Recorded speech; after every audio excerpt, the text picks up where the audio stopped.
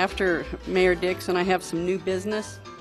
I've heard a lot of citizens express concern about the money we spend on legal counsel.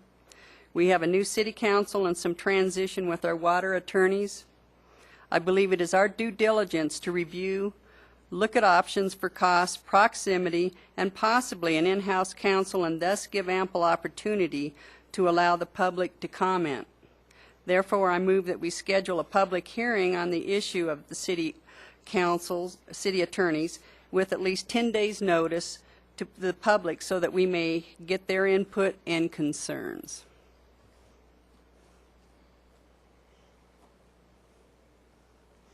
Just ask for a second. Second? Would you state that motion again, please, Melodee? Let's see. I move that we schedule a public hearing on the issue of a city attorneys with at least 10 days' notice to the public so that we may get their input and concerns.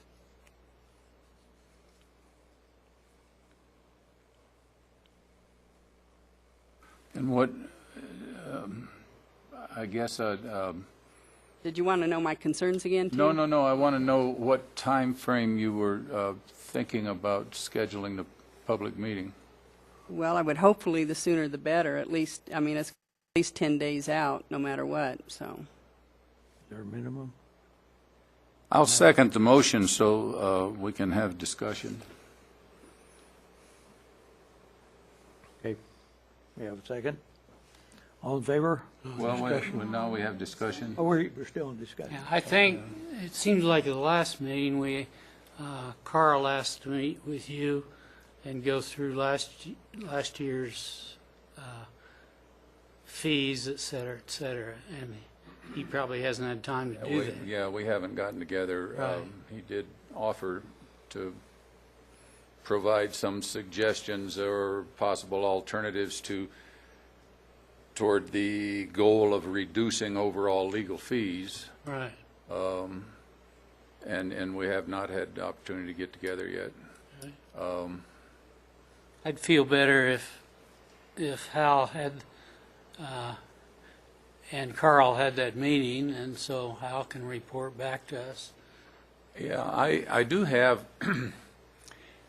I guess now's a good time under this venue to discuss a concern I have with our current legal services arrangement. I know that there are times when I would like to confer with city attorney or ask a question or send an email or make a phone call, and I hesitate to do so out of fear of running up legal bills. So maybe that's just my fault because I don't fully understand our engagement services letter, but that is a concern to me, and it has made me think that maybe as an alternative to having an attorney on contract on an hourly billing basis, that we really ought to seriously look at establishing a full-time salaried position for a city attorney and examine the feasibility of that.